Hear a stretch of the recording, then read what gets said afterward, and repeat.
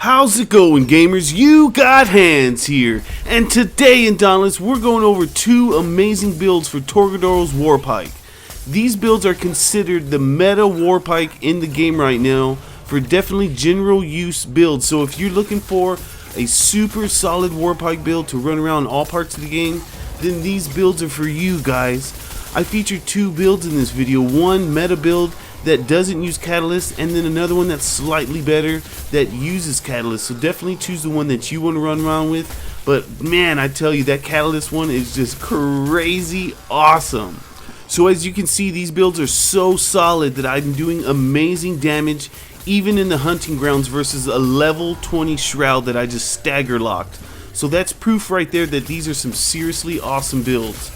And of course, an escalation with this great talent tree setup and a great choice of amps, the build just shines like crazy, amazingly awesome. As you can see me just throwing down crazy damage and stagger locking all of these behemoths.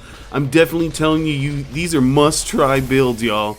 Another thing I shall mention about the War Pike, if you do not know already, is the fact when you do lay down a wound on a part, you get Aether Rush, which increases your damage, your attack speed, your movement speed, and your stamina regenerations. So not only is this build like super amazingly dope-tastic, when you wound a part, it is even stronger. So don't forget that.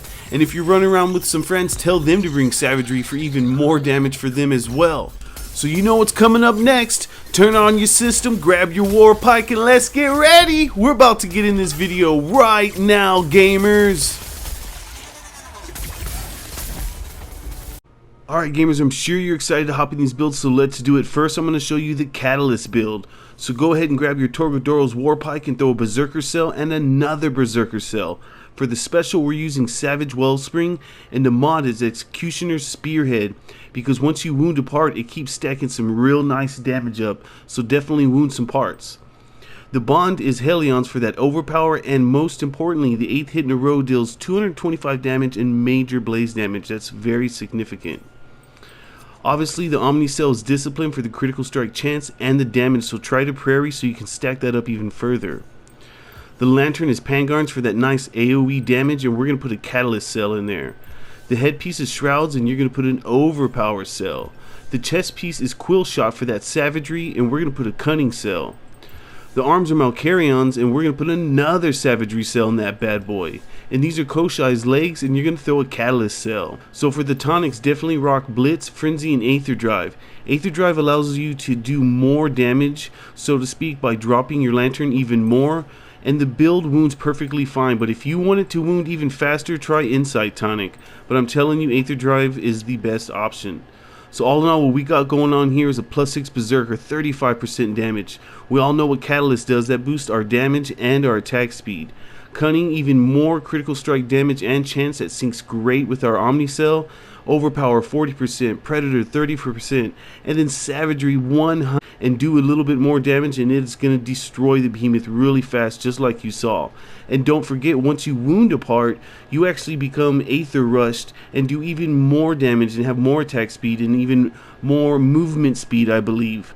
The next build we have is the non-catalyst build. This build is still a meta build, but without catalyst, so it's just as good, just slightly a little bit not as strong.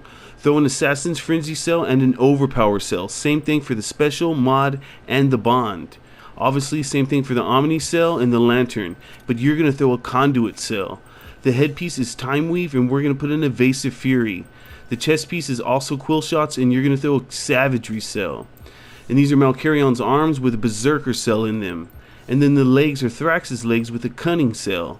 So as you can see, the build is very similar to the Catalyst one, but we're utilizing Assassin's Frenzy, Evasive Fury, and Conduit for our attack speed buffs instead of Catalyst with a Blitz tonic.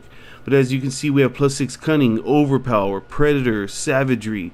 We have Assassin's Frenzy, Berserker, even more damage, and Conduit and Evasive Fury. With these three at +3, not Berserker, the attack speed one, it allows us to have a great upkeep of attack speed. That's why we're not +6ing Assassin's Frenzy or Conduit or Evasive Fury. Having each three is the meta and is very awesome. Alright gamers, that's all I got for you today. Hey, if you like this video and you want to see more, please don't hesitate to hit that subscribe button and click on that bell for notifications. If you looking for a crew, join us in Discord.